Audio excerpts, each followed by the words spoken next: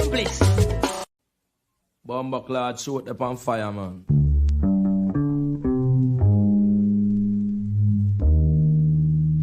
It's a top, my selector. Due to some violent content, parental discretion is advised. I know you're gonna dig this.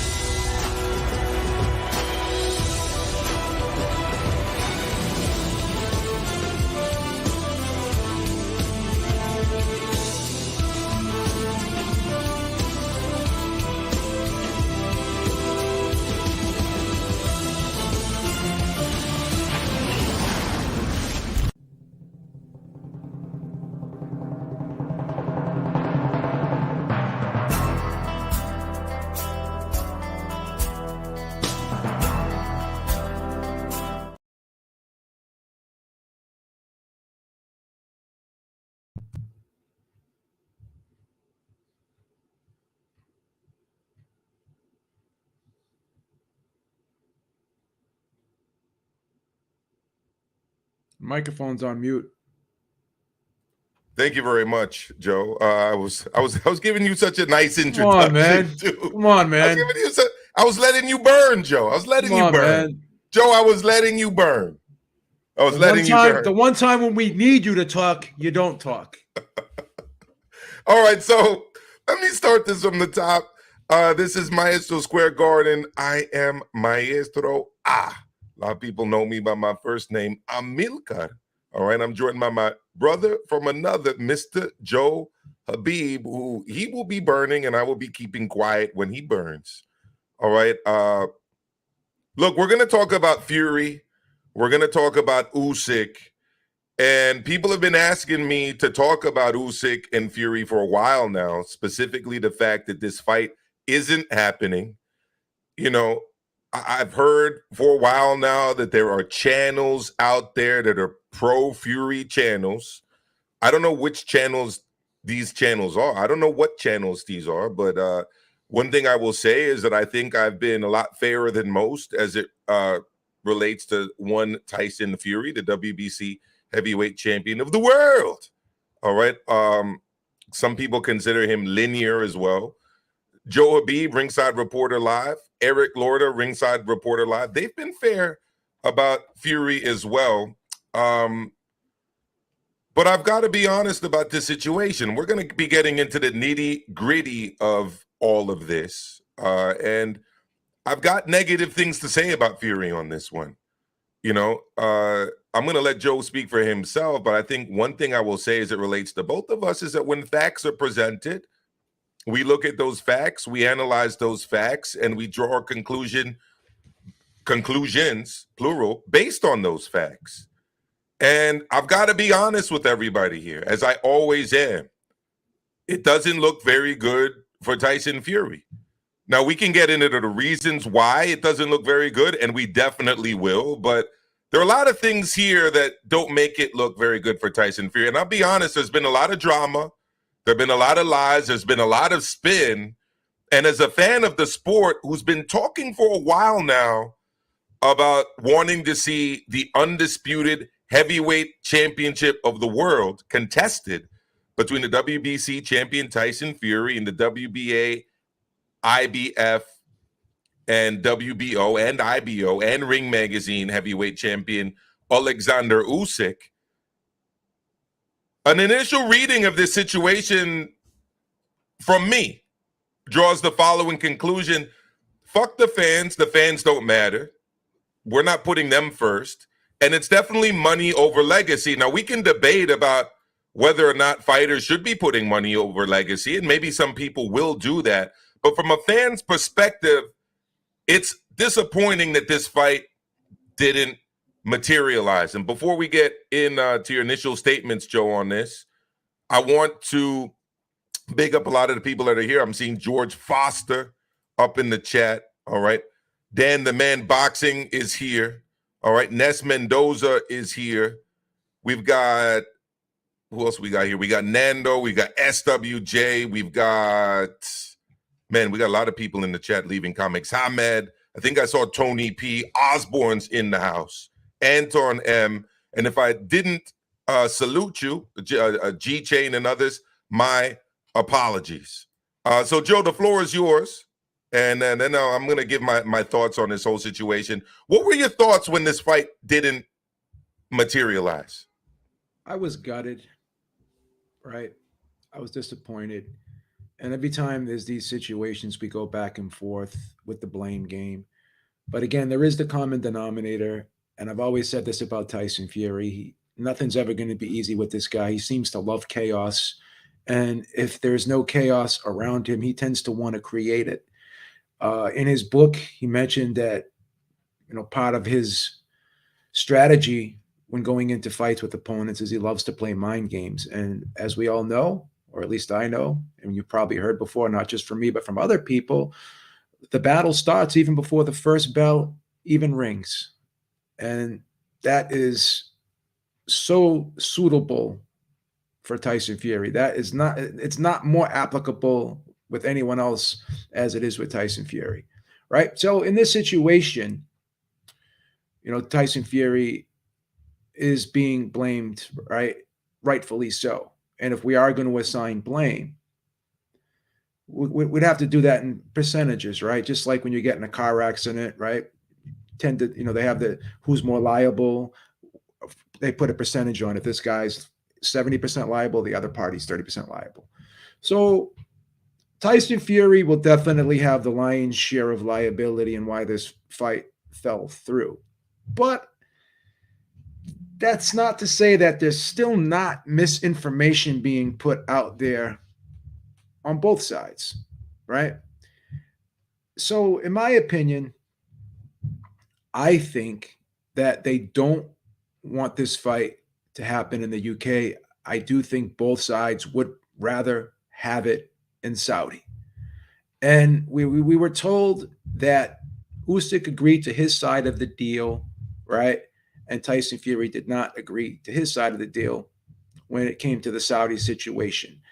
But something that was said by Usyk's promoter, right? I think his name is Alex Krashev. I think that's how you pronounce his name. I think it's Kreshchik, yeah.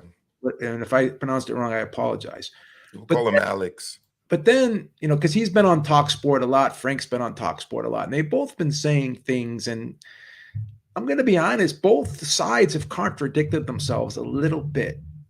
And one of the reasons that he brought up for the fight not going through in Saudi was when he was asked, well, was it, did Fury agree to, Fury did not agree to his side and you guys agreed to your side?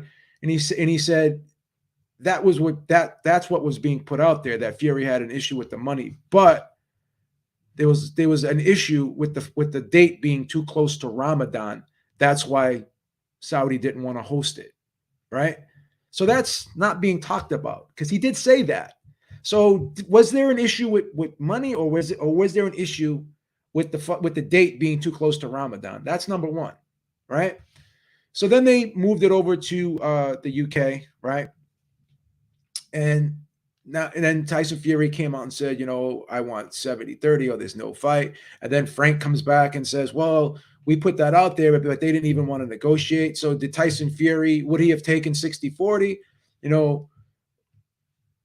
or was that just, Tyson Fury talking trash? And again, a lot of Tyson Fury fans will say, well, Tyson Fury just talks, says a lot of things. You can't take him seriously. But, again, this is a serious situation. At some point, that whole act of, just trying to be hyperbolic, that's got to, that's going to wear thin eventually, right? People are going to get sick of it. And people already have gotten sick of it, right? So, whatever the case would be, that was said. We don't know what the true intentions were, but supposedly Usyk did agree to the 70-30, right?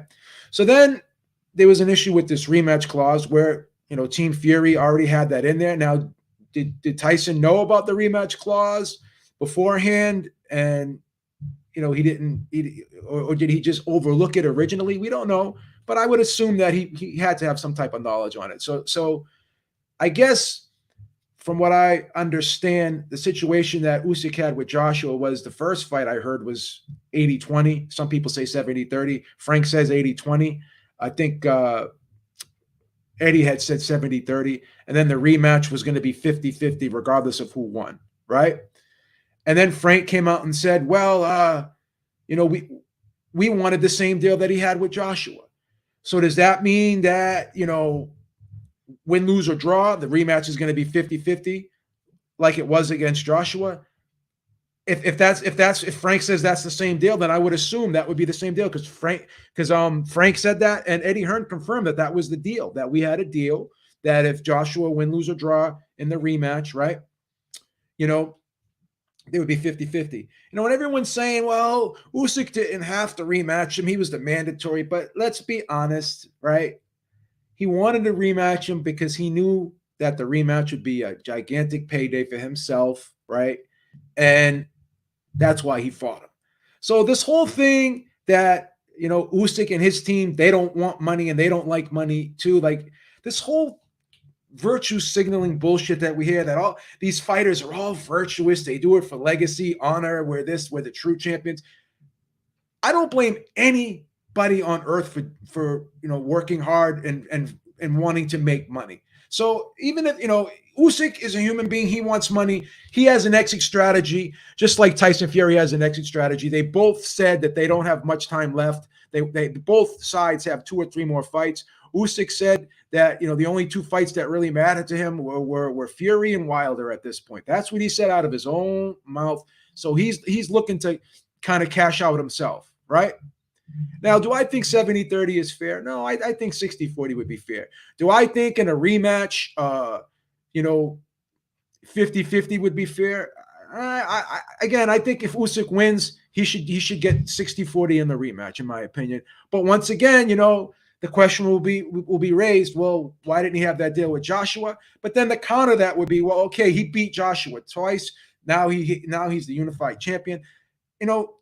He did increase his profile over time. Now, the question that could be asked is, did he raise his profile as much as people are saying that he did, where he could be 50-50 with Tyson Fury? Some people are saying, I don't agree with that, right?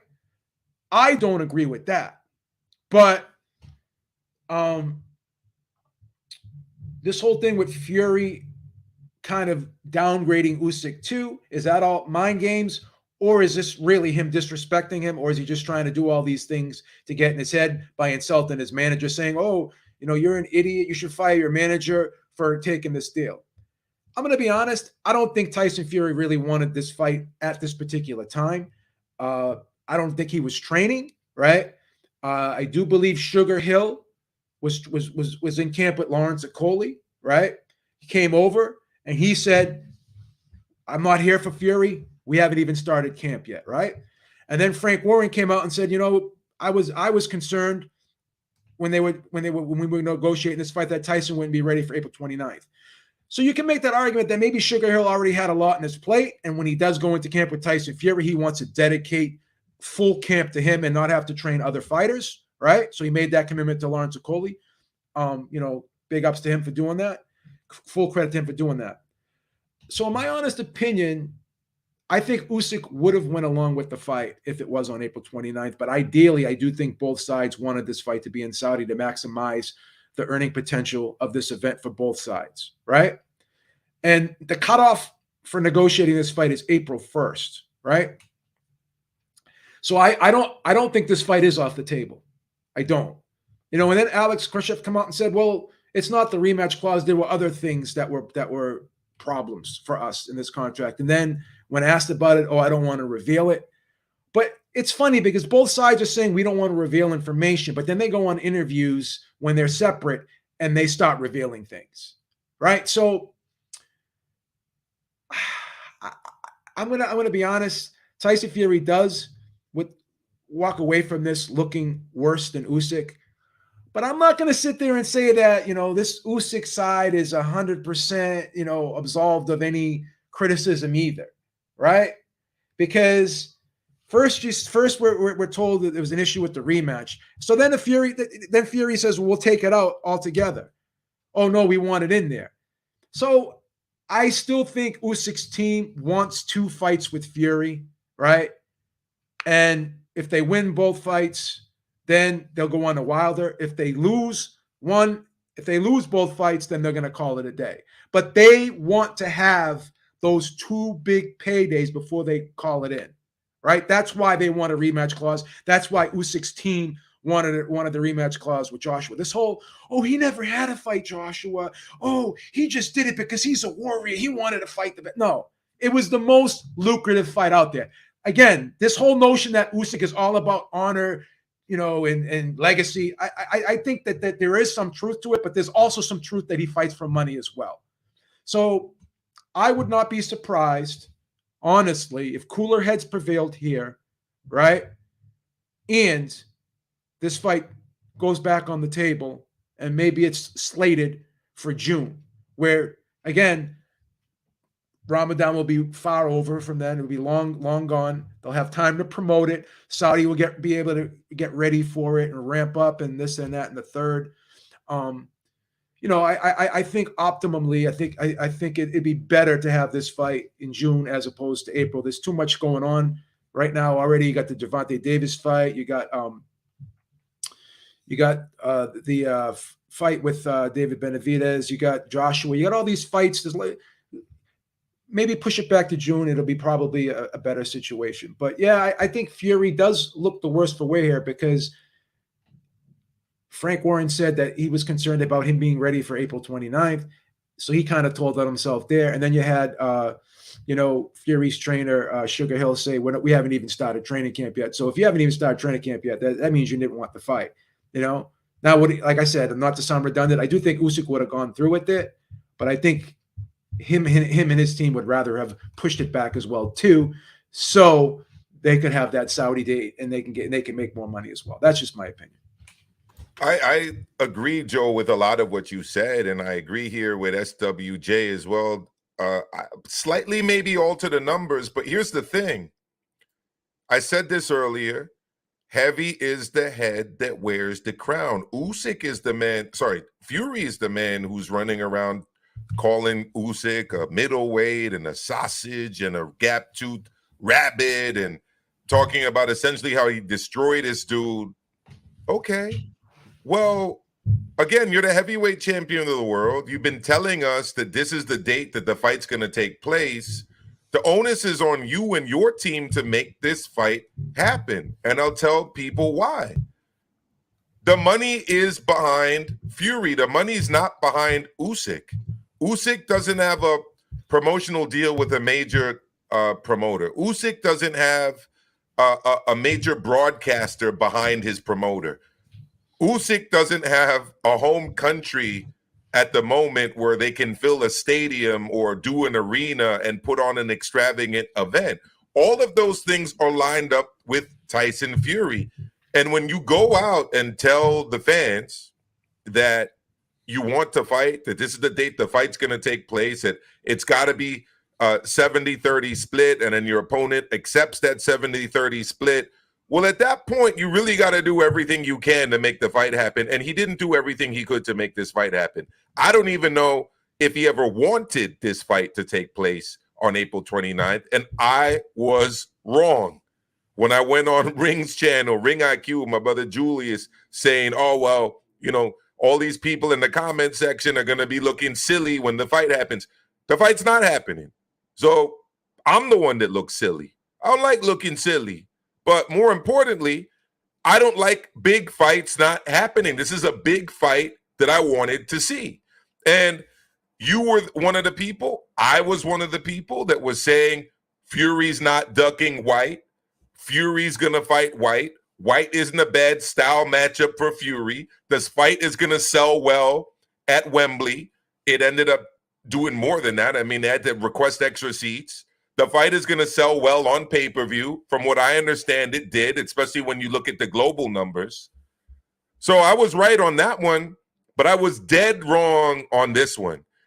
And regardless of what the reasons are, maybe it will take place later this year. I hope it will, but maybe it won't. The fact is this fight isn't happening now. It's Team Fury that selected this April 29th date. It's Team Fury that said that it would be at Wembley. It's Team Fury that belittled and dogged out Usyk multiple times. And Joe, I'm going to share something really quick, because this type of stuff, honestly, doesn't make Tyson Fury look very good at all. You guys have a listen, and then Joe, I'm going to ask you to react. Here we go. Little house. You proper little bag, bog-eyed, gappy-teethed, ugly little rat. You little slimy. Tried all week to get out of it, begging for a rematch like a little girl. You got your rematch. You know you're not. Look, let me say something. So, I mean, there you go. I mean, that's not a good look for the Gypsy King. Joe, go for it. Here's what people may be missing here, right? What are the best-selling fights? What is the best scenario to really sell a fight, right? When you have one guy wearing the black hat and another guy wearing the white hat. I'm going deep into this, man. I'm not just scratching the surface. I'm peeling back layers. This is probably by design. Everyone's like saying, "Oh, this is a bad look for Fury. This is a bad look for Fury." Okay, but this being a bad look for Fury ultimately could be a good look for the fight, because now Fury becomes the villain and Usyk becomes the hero. Look at all I did to make this fight. After all I've accomplished, and this guy is belittling me and he's putting me down, and he's discrediting my accomplishments, and this is the guy that always makes problems. Nothing can ever be easy with this guy. So now people are going to come and root against Fury, and people are going to come and root for him. People are going to come and root for Usyk. So now the fight becomes bigger. That's one of the theories out there, Joe. That's one of the theories that's being floated around. So he deserves any criticism he gets.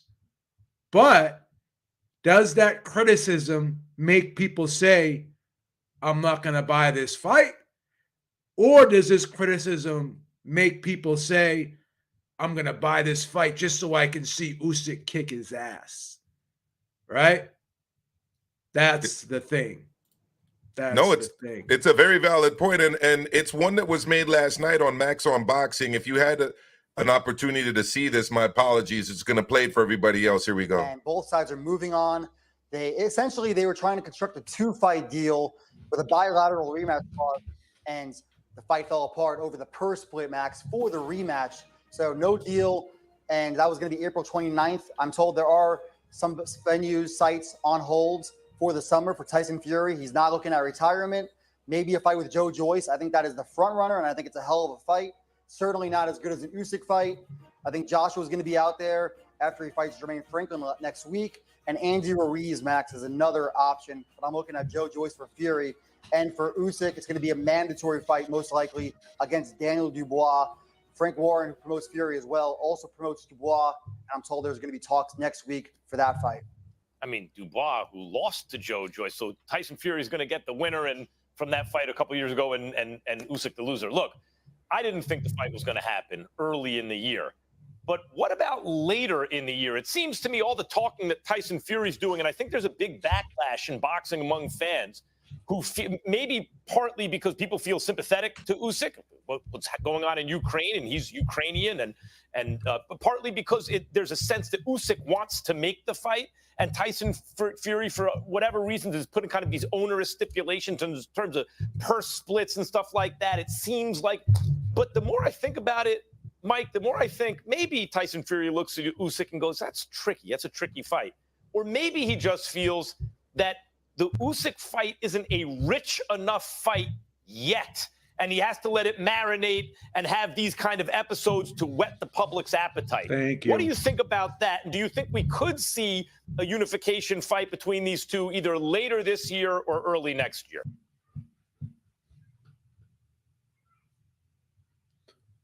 Mute. You're on mute. There you go, Joe. That's one of the theories out there that what Fury is really doing here is selling the fight. But one thing I want to say before you do react is that the fans go crazy when that thing happened. It disappoints the fans. It plays around with the fans. It's almost like taking the fans for fools, all right, to build up a fight and to make yourself the bad guy. Go for it, Joe. You know, it's so funny. And again, I'm going to sound very condescending here, and I'm going to date myself a little bit. I don't understand when you guys make statements in the chat. How could this fight be any bigger? It's so funny. We heard the same things being said for those 6 years, 7 years. This is 6 years when that Pacquiao Mayweather fight wasn't happening. Oh, the fights. This is it's hurting the fight. It's hurting the fight. How could this fight become bigger? I remember when that fight was first proposed in 2009. Both fighters were offered a $25 million guarantee each, right? And 50, there was, I think it was like a 50-50 pay-per-view split, right? And look at how that fight grew and how much bigger that fight got, right? Because everyone was just so anxious to see it. That buildup of desire, that buildup of having to wait so long. And then finally we get it and boom. So again, like, do you guys not understand? Do you not look at empirical data? Do you not look back at history?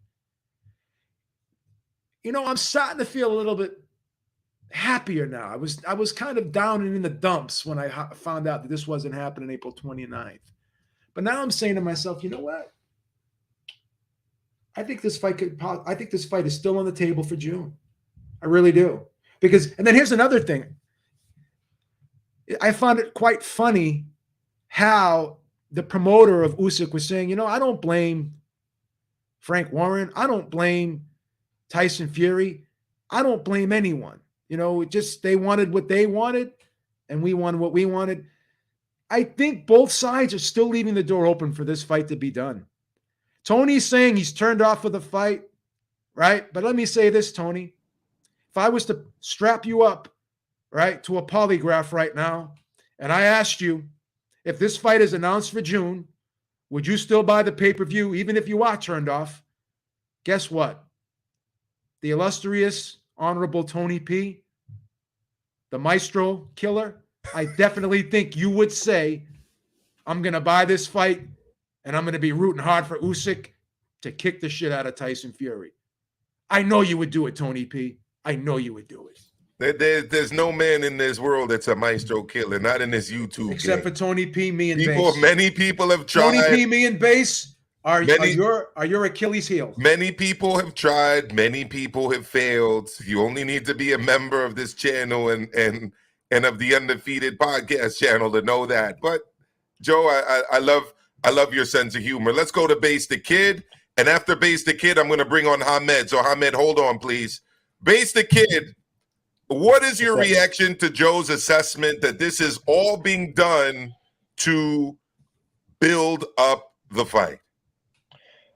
As an assessment, I mean, it makes sense. Joe makes good points. I didn't hear the whole thing, but generally from what I heard, it sounded like you make really good points on that. But here's the problem. You say, all right, we're going to build up this fight. Well, number one, Usyk doesn't particularly want a Fury fight. He just wants that WBC belt. Now, if anything happens beforehand, then you've got Usyk who potentially could, lose or get an injury or something like that takes place, and then the fight never happens, just like the AJ Fury fight never happened, AJ Wilder never happened, all of the quote-unquote marinating, building it up, whatever. Or you could get Tyson Fury who could potentially lose or go off the rails or decide that he just no longer cares about the sport anymore, wants to get out of boxing or whatever. So it could be a case of it's building up the fight. It could also be a case of I didn't want this fight and now I found my way out of it. Whether people hate me for it or not, it is what it is. So it's just one of those situations, because it's literally the only appeal for this fight. It's not even, to be fair, look, no one particularly is looking at it as, oh, it's the two best in the era. They are, but they aren't. The only reason they're looking at it like that is because it's for all the belts. Everyone wants undisputed. That's the one thing that people care about these days, because it's the one thing we haven't had in almost 25 years. So whoever has those belts is what they're after. And because there's only such a finite window of time for you to be able to make fights like this, that's why the public and everyone is so, to me, upset and frustrated about the actual situation. If it was just about the two guys, well, okay, cool, you can marinate that as long as you want. But it's the fact that we want undisputed. And for Usyk, obviously, for his legacy and the fact that he's done undisputed once before and now he wants it again. He's 36, as Hamad just said. It's not like he's got all the years in the world to wait. So just with regards to that, the whole marinating, you just might end up losing the spot, just like AJ did when he lost to Ruiz, Wilder did when he lost to Fury. That fight was never going to be as big as it was when they were both undefeated. Now, even now with 2 and 3 losses apiece, it will still be a big fight, but it will never be what it was when the undisputed was on the line. So at the end of the day, building it up is risky. I agree, Base. And honestly, Mayweather Pacquiao wasn't as big as it could have been had Pacquiao go for it, Joe. Not got beat. Yeah, not got beat, not got knocked out brutally by Marquez. So there can be over marinating of fights, and we're getting to that point too with Spence and Crawford. Go for it, Joe. Base, as usual, you hit it out of the park, but I respectfully disagree with you on one point. Okay. All Usyk wants is the WBC belt. I think he wants the WBC belt, but I also think he wants the payday that comes with it, because this is why I question that statement that he just wants the WBC belt. Because if that was the case, then win the WBC belt and move on to Wilder. But no, they want 2 fights with Fury because, again, just like they wanted 2 fights with Joshua, and they didn't have to take that second fight because they were the mandatory. They love money just as much as the next guy. They know that 2 fights with Fury, especially going into a rematch as the winner, right? And especially being able to leverage themselves with a higher percentage going into it as the winner. I think they realize that it's a money grab. No, do you know what? I agree with you on that. But I also think, here's my take on that. The only reason remember on the AJ front, they were a mandatory getting a 30%-ish type split, right? They're like, okay, well, cool. AJ was never really, Matchroom was never going to just let that be a mandatory. They was always going to try and bake another fight in there just in case, because there's risk aversion, right?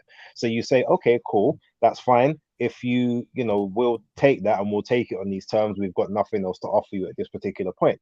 On this one, I truly believe that if it was 50-50, whether it was Saudi money or whatever, as it was supposed to be initially, they probably wouldn't care about the rematch. They're looking at the rematch saying, okay, well, we're going to get shafted on this amount of money from the first fight.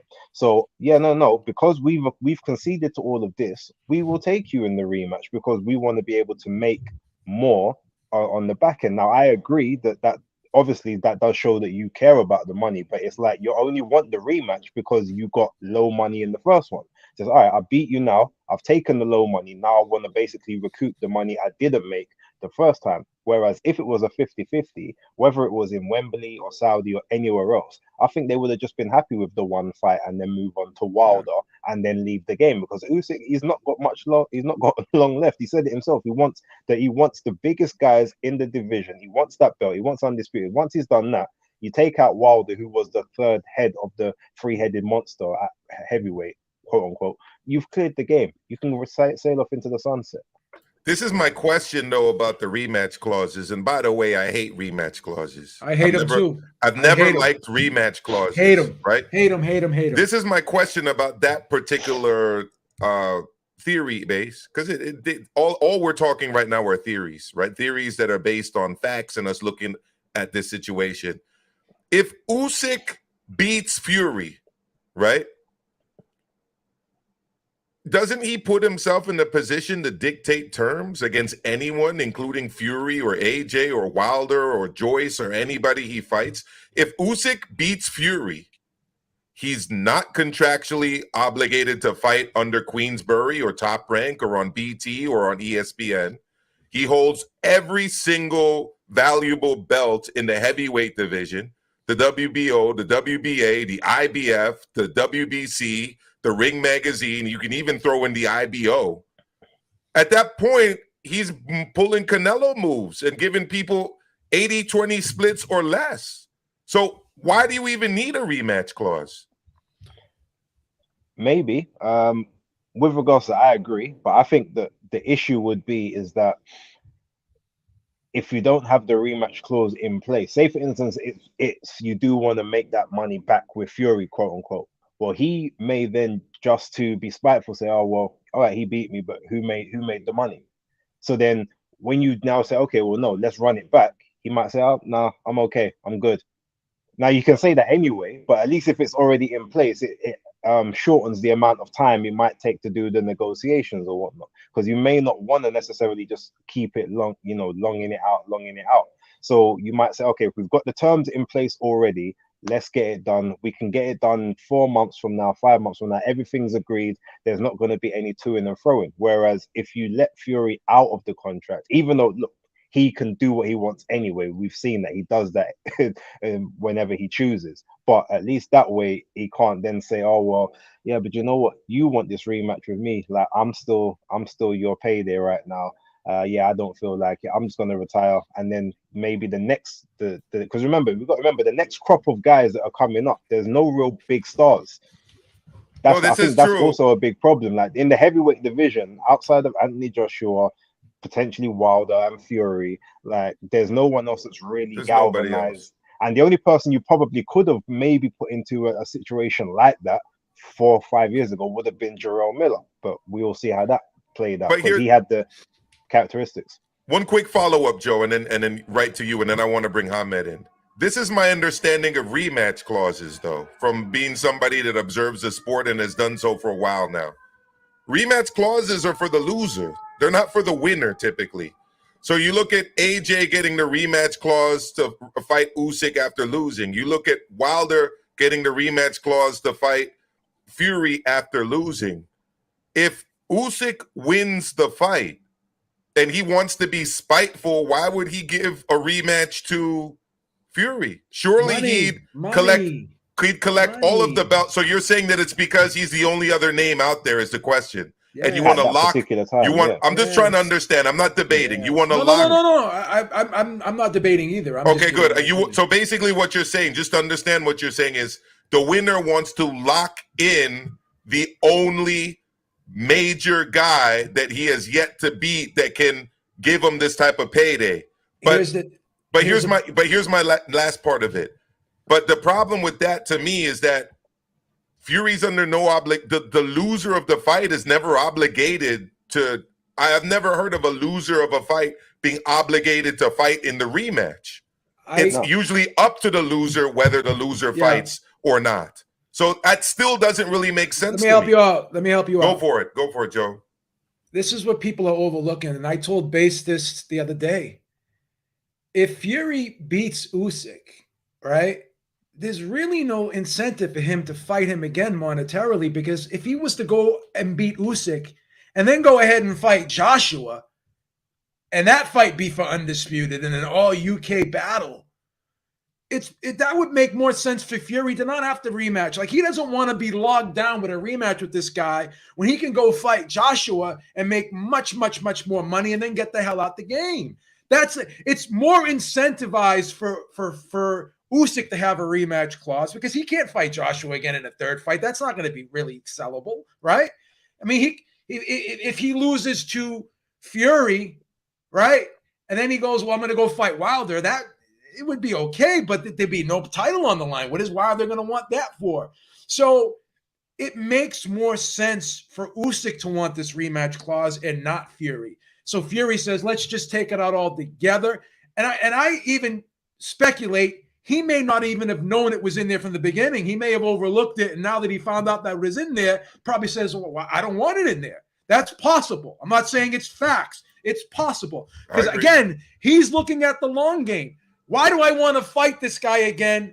And I'll make okay money, but why would I not want to make blockbuster money? So this whole thing about, honor, legacy, I get that, but both guys are looking for exit strategies here. And Usyk's best possible exit strategy was, if I win against Fury, I would want to fight him again because it's a mega fight for me. If I lose against Fury, I would want to fight him again because it's still a mega fight for me. Fury's saying if I beat Usyk, it's really not a mega fight for me again because I can get a super duper mega fight with Joshua. Why would I want to fight this guy down the road? Real quick, Joe. That's my opinion on the whole thing. That's my opinion. It makes a whole lot of sense. I just want to get to the super chats because the super chats and the memberships are what keep this channel running. So big up to all of the members, and a big up to Nes Mendoza for dropping the super chat. Salute, Mr. Maestro. Thank you so much, brother. I really appreciate it. Let's get Hamed into the conversation. Hamed, are you there?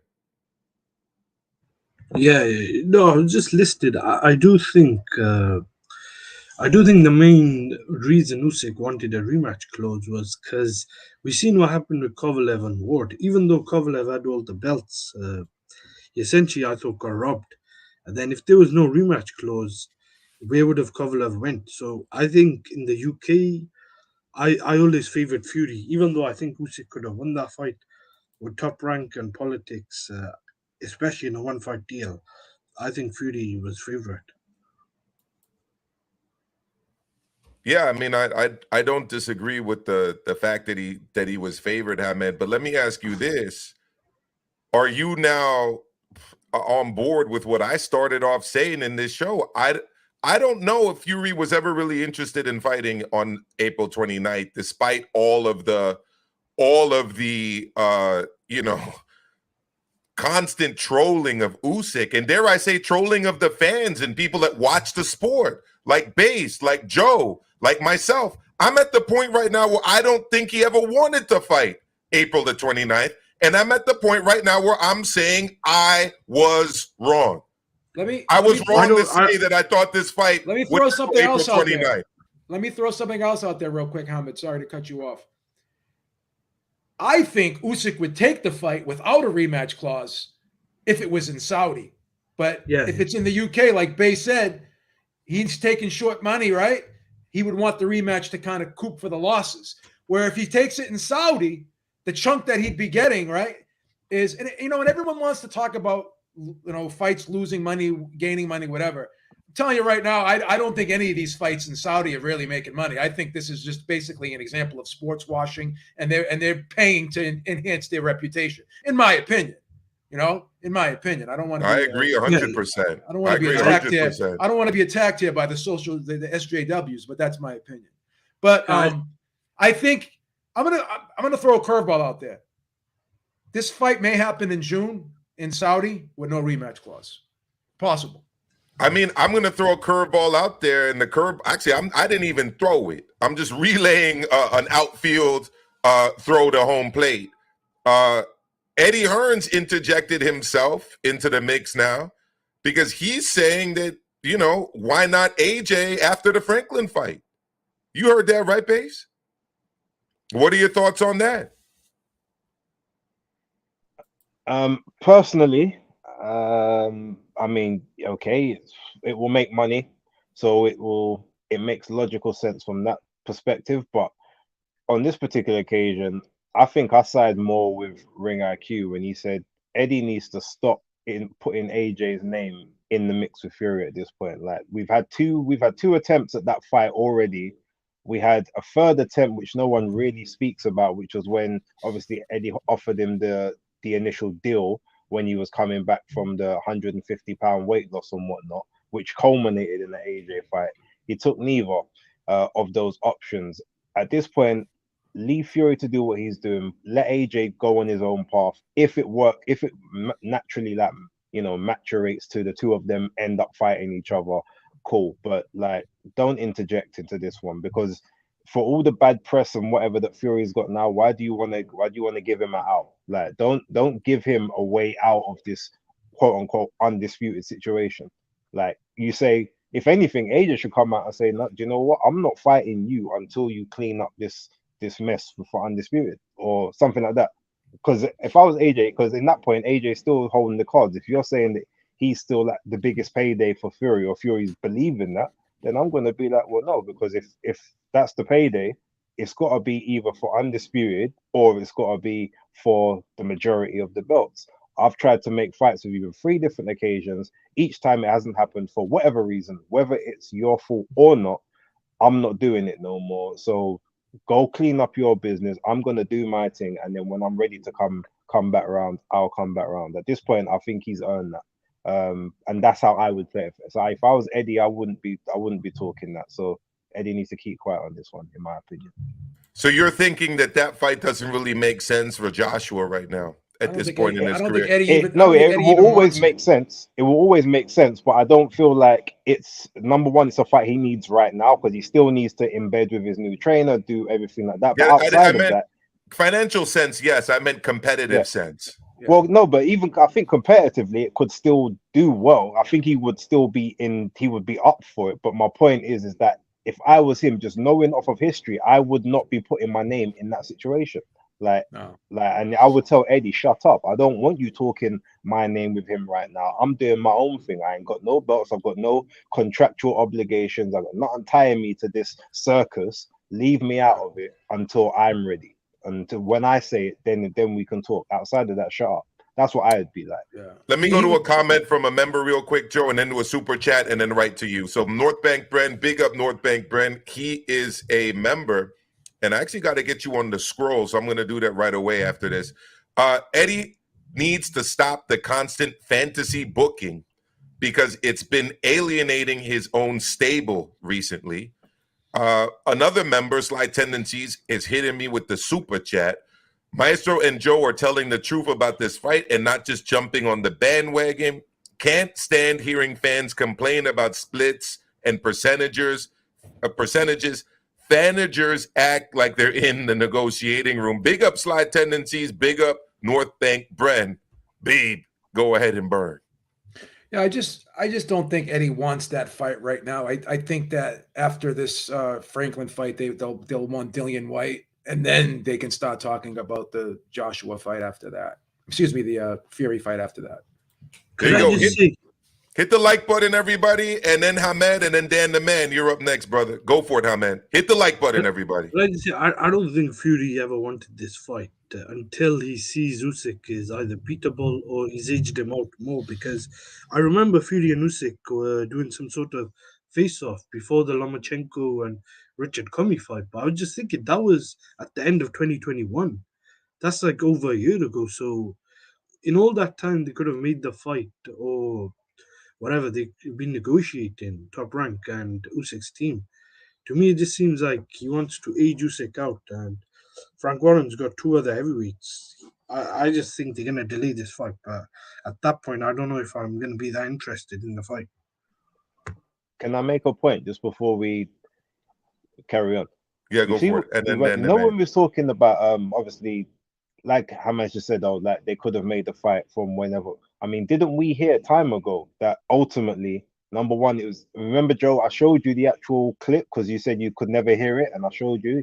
Frank Warren specifically said it's easy to make. It's a 50-50 fight. They said that they'd already had things in place from before, which is why the AJ fight couldn't happen. So what I want to know, and what no one seems to be asking, is what happened between that December fight, which you said, well, this fight has to happen now because he's fighting in February or the 4th of March. What happened between there? Why it had to get pushed back to the end of April, and then why that couldn't? Because you said it was all done. That's what I want to know, because you can't you can't then come across and now say, oh well, you know, they're being or they've pulled out, or whatever. You said it was a done deal. Everything was agreed. So what happened? That's all. That's what I really want to know regarding it. I think, my own honest opinion here, they always wanted this fight in Saudi, and possibly at that particular time they didn't get the date, that they couldn't get a date. That's just my opinion. I could be wrong. I think they want this fight in Saudi because that's where it makes the most money, and I think Saudi will make this fight happen. I still think this fight is still alive for June. As a fan, Joe, as a fan, and I'm wearing the 3 Lions top today. Okay, as a fan, then stop fucking around with the fans. I know. Be honest with them. Don't tell them that you're going to fight in April.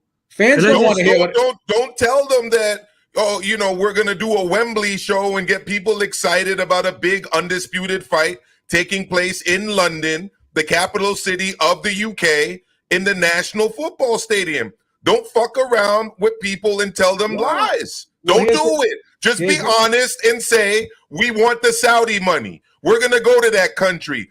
Fuck all of this stuff that they're doing in Yemen and to their own citizens and to journalists. We're going to go and we're going to get that Saudi bag. Let's just go get the money. And we're doing it later in the year. And in the meantime, I'm going to fight Joyce or Joshua or whoever the hell else. Okay, but here's the thing.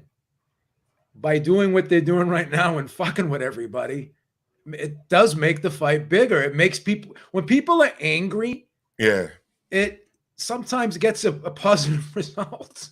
You know what I'm saying? Like, controversy sells. And the more drama that gets dumped into this whole situation, the more articles are written, the more videos are done, the more interviews are done. Look how many times Frank and Usyk's promoter have been on Talk Sport. They were on at the same time. I'm being honest with you. This fight is going to become big. I disagree. You know what's funny? I disagree. One quick second. Go ahead. Actually, you know what? Let me make this quick point and then go for it. When I grew up, right, where you'd have a main event, and in the co-feature, there's the guy that the guy's going to fight next. What happened to that? Just do a big fight at Wembley. Put Usyk on the undercard against somebody, knowing that down the line you're gonna face off against each other in Saudi. I don't know. That's the kind of shit I grew up on in boxing. Ahmed, go for it. Now, I disagree, because in the heavyweight division you can't marinate fights. We've seen what happened with Fury and Ruiz and Joshua. That Joshua Wilder fight was like one of the biggest fights, and that just blew up. And then Fury and Joshua with the Fury Usyk fight. Usyk and Joshua. Even though I favored Usyk to win that fight, a lot of people were favoring AJ in that fight. So I don't think you could do that. Mike Carpenter said they could wait for another 12 months. At that point, I don't know if Fury fights Joyce and say AJ, and Usyk fights Dubois and I don't know, Hrgovic. There's a possibility one of them could lose. So I don't know. I also not sure about the Saudi thing, because AJ and Usyk, the rematch was in Saudi, but Sky won the rights, even though AJ signed a deal with DAZN. I want to know what the reason was they pulled out. Was it because they could have been a bid for that fight from a different outlet? Because we don't know. It was Saudi's decision to go with Sky. No, but for the Fury Usyk fight, how do we know that fight would have went to BT and whatever? We don't know that. The problem with the Saudi deals is that we don't know anything about. We don't know how much they make at the gate. We don't know how much they sell on their pay-per-views. We don't know how much revenue they're generating, or even how much they're paying the fighters, which is why Joe said earlier that, you know, the Saudi stuff is stuff that we don't always know the numbers. Let's hear from Dan the Man. Dan the Man, how are you doing, fam? Hey man, what's going on? Good, fam. What are your thoughts? Good. First things first, is my mic too loud? Mike, you're okay.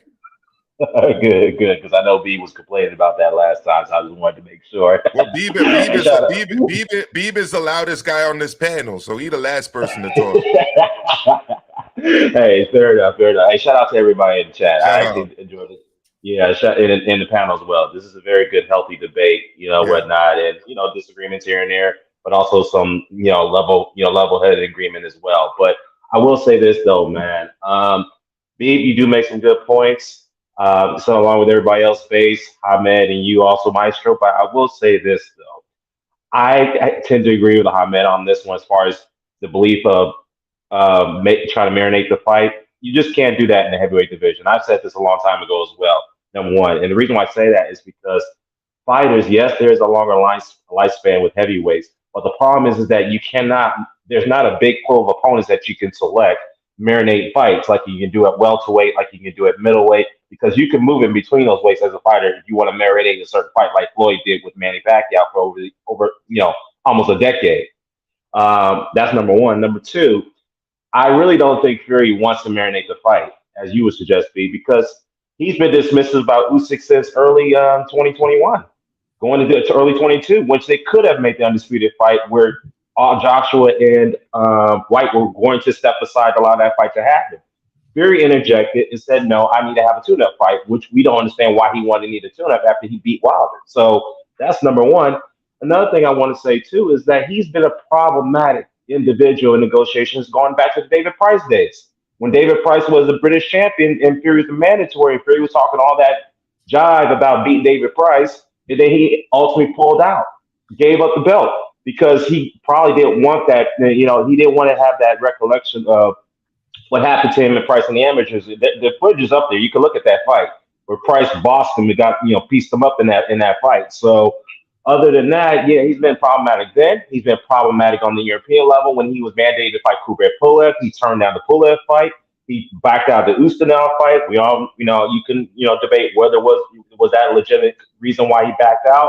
But all I can say is that he was going through this hysteria of conspiracy theory of why he was, was asked to fight Ustinov. But, I digress. But the fact is also, too, is that he longed out for Wilder rematch for over a year, where he told everyone he was going to mediate, he was going to rematch Wilder immediately after their first fight, but he went off over the ESPN. All right, please, I get it because of the technicality in the contract. I get it.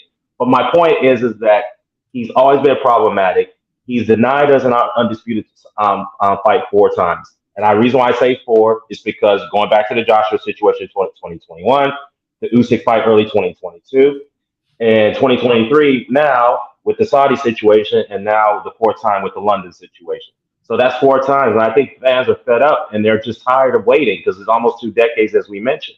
People are fed up with Fury and his antics.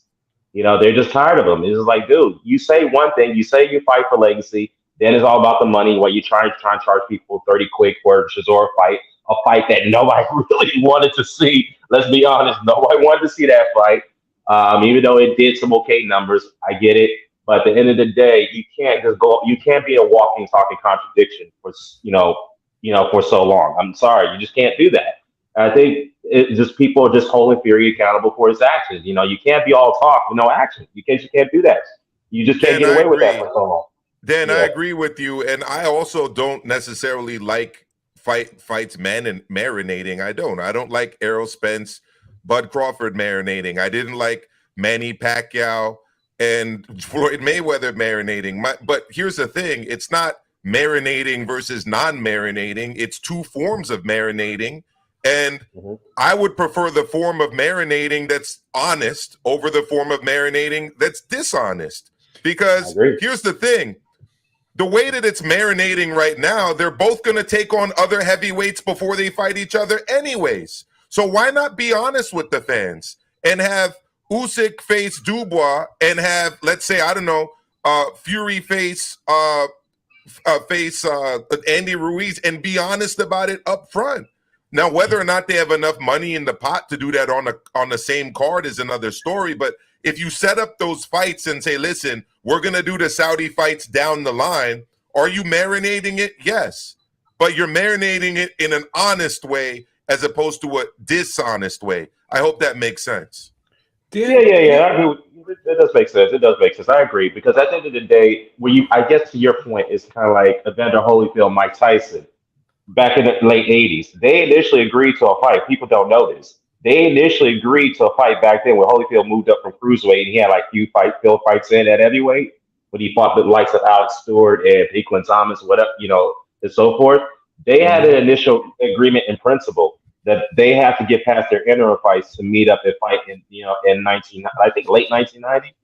And Mike Tyson was the champion back then. He was the champion. He was going to fight Buster Douglas, and Holyfield was lined up to fight Michael Dokes.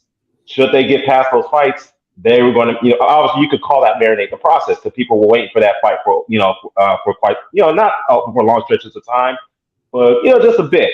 But people were excited because they were both undefeated. They were both in their prime, and that was a fight, the next big heavyweight fight at the time. So, yeah, I get your point there. But ultimately, as to Hamed and my point, if you allow a marination process to happen at heavyweight, you're going to have disaster. Look what happened to Mike Tyson.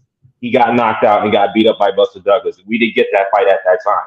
We got it like 8 years later. It was still an exciting fight. I get it. But The difference was it didn't have that much excitement because Holyfield was shot over the hill. Nobody gave him a chance to win that fight in 1996. So yeah, that's just the point, that Muhammad and myself and Base are making. But yeah, you have a good point, Maestro. I do agree with you being like. Yeah, I'm not for marinating fights. I'm just against dishonesty and telling people that a fight is taking place in April at Wembley when you have no intention of doing it. None at all. They have 1 week before the mandate is officially ordered. They have till April 1st.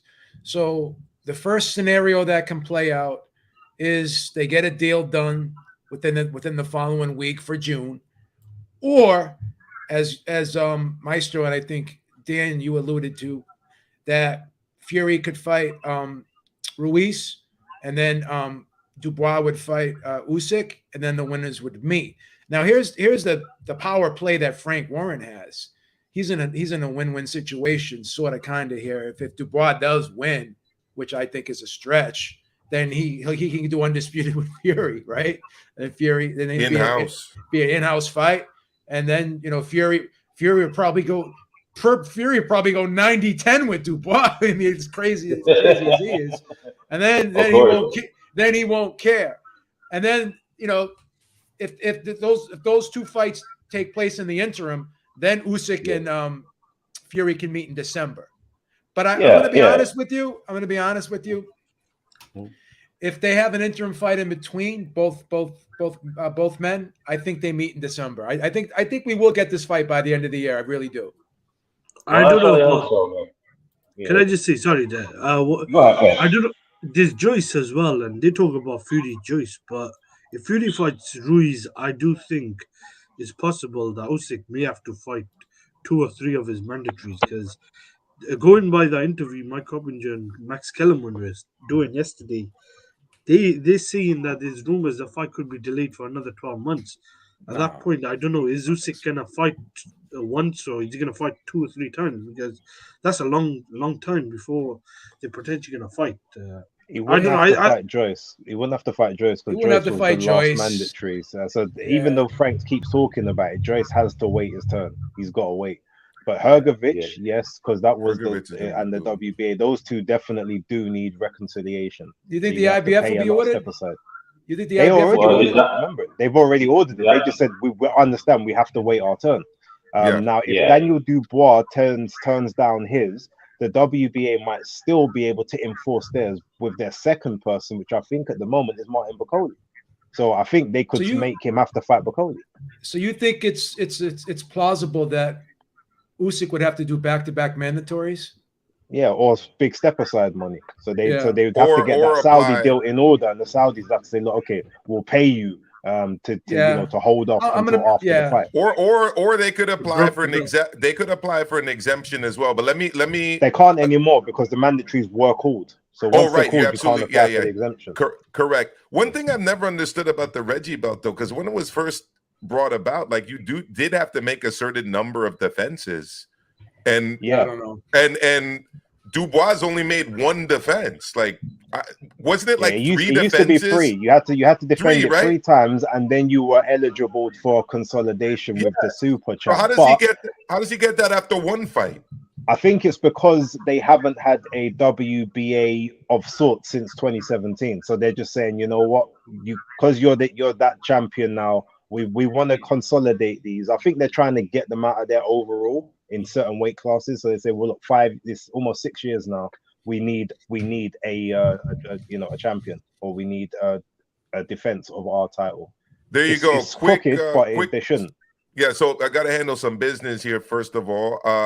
Slide Tendencies is in the house. Big super chat again. Thank you so much for supporting the channel as much as you do.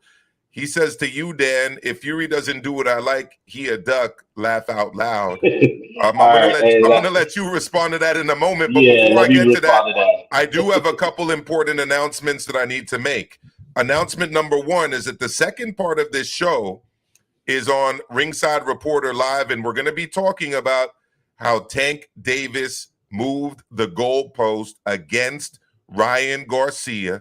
That is going to be coming up next. We're going to put the link in the chat, and we're going to ask all of you to hit the like button here and then join us for the second part of our show over on Ringside Reporter Live, where you should all be already subbed.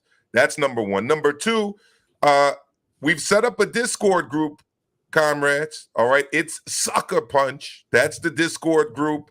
We're joining universes here. All right, Ringside Reporter Live, MaestroA. All right, we've got Ahmed joining with us in there as well, and we're trying to link in as many of our comrades in it as possible, including you, Base the Kid. So I'm going to drop the link to that Discord group. I want everybody to go over and join Sucker Punch as well, and the Discord link is also in the chat. Dan, go for it. Yeah. Hey, man. So, hey, shout out to Sly, man. I haven't interacted with him in a long time, but look, Sly, I get it. You know, you admire Tyson Fury. There's nothing wrong with that, but you have to face the facts. Facts are the facts. He indeed did duck the David Price fight. That's a fact. That at domestic level, that's on record.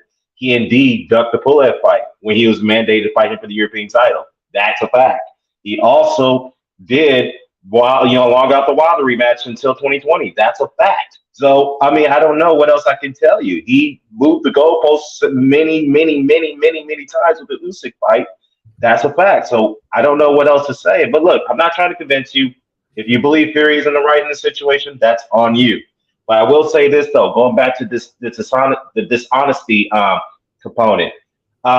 Dishonesty as far as the rematch clause, I want to touch on that just a little bit. Yes, Fury asked for a 50-50 should he lose, okay?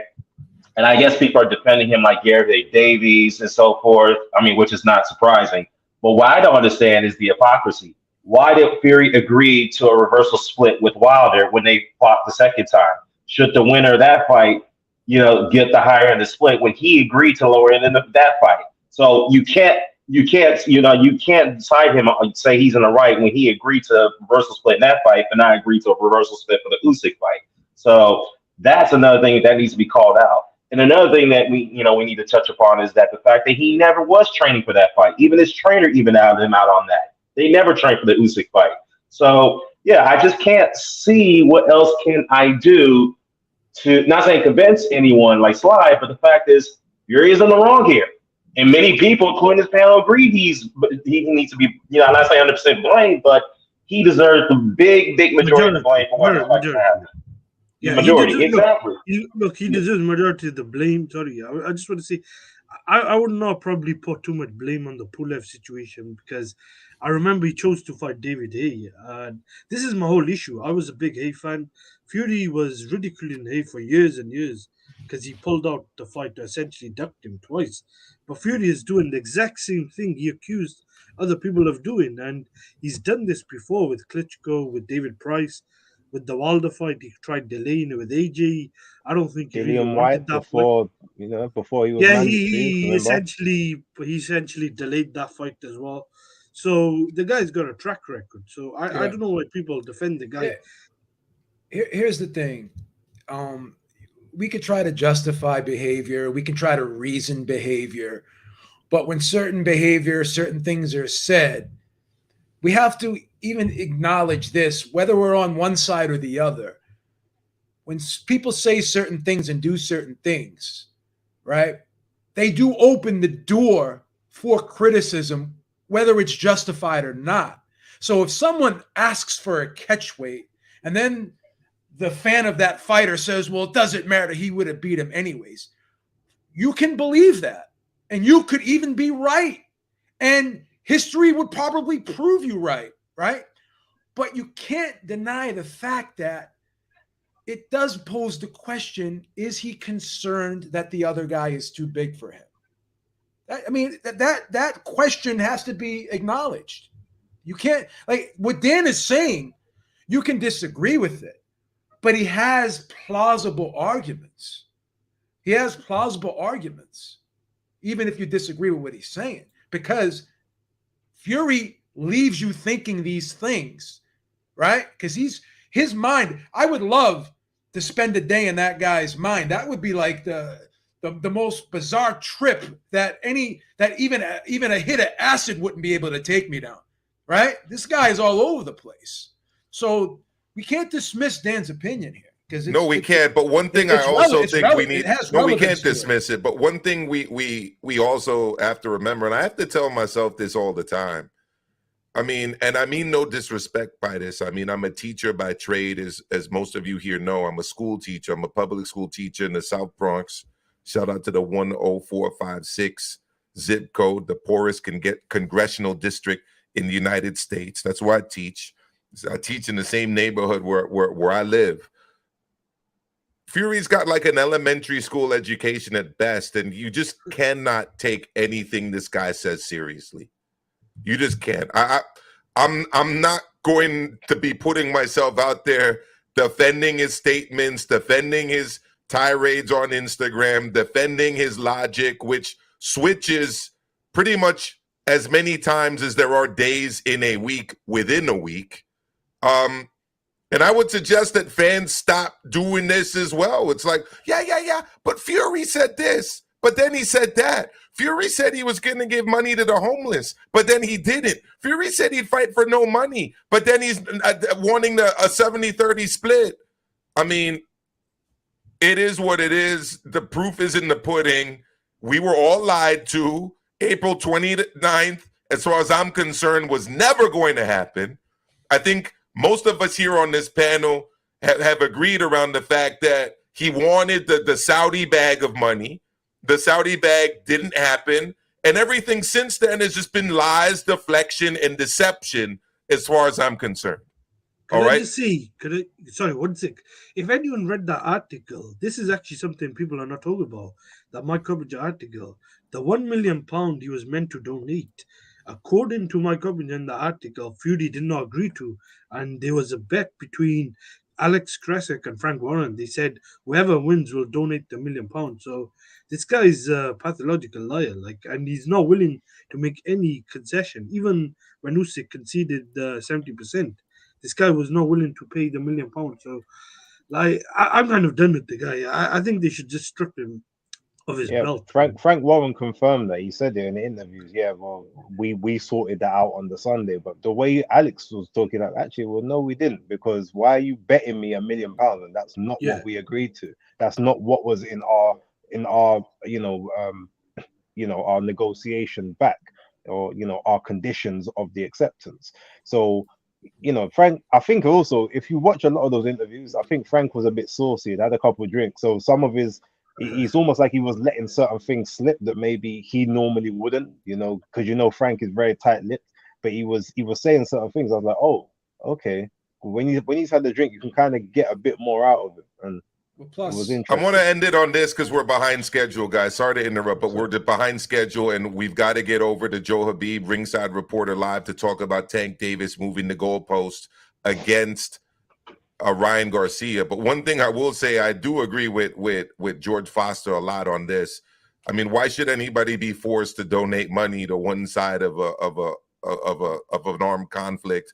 The virtue signaling around the Usyk stuff has actually been off the charts. All of the Ukraine flag emojis, all of the messages about freedom and the blue and yellow colors. I've never been pushing those narratives, and I don't understand why they continuously have to be pushed into the sport, especially when they're talking about doing a fight in Saudi Arabia, which has been committing off the charts butchery in Yemen. But I'm going to leave it at that. And I want to suggest that everybody right now hit the like button, head over, please, to Ringside Reporter Live. I got one last super chat here to get to from Nando. No comment needed. Nando's the OG here on the channel. Day one, like many others. Not many others, but he's actually one of the originals here on my channel when I moved over here and started my own thing. So thank you, Nando, for the super chat. I hope everyone's enjoying their Saturday. We got some big fights today. I don't know if the Akoli fight is a big fight, but it's a meaningful fight. It's for a championship. And then, of course, we've got David Benavidez, Caleb Plant, and a stacked card later tonight. And I'm going to be going live later prior to that, to start of that show, to talk a little bit about that. So stay tuned for that. Thank you, SWJ. He's a member. Thank you, MD Rookie. He's a member. He's wishing me an early happy birthday. Thank you so much, fan. The birthday's tomorrow. You guys, I hope you enjoyed this show. I want to thank Dan the Man for coming on. I want to thank Ahmed for coming on. And I want to thank my brother Bass the Kid for also coming on. Any last words, Joe, before we head over to your channel for, what is this now, part 3 of the Tank Davis discussion? Yeah, the fight will happen by the end of the year. Don't worry Okay. about it. It's all set. All right, so head over, everyone. Please head over to Joe's channel. If anybody that's here with us now wants to join that discussion, I'm going to post a link in our private chat here for you. All right, and we're going to go head over right now to Ringside Reporter Live. I'm going to drop the link to that one last time in the chat so that everybody knows how to easily head on over to Joe Habib, Ringside Reporter Live. I want to thank everybody for tuning in. That's going to be it, guys. Thank you so much. All of you, take care.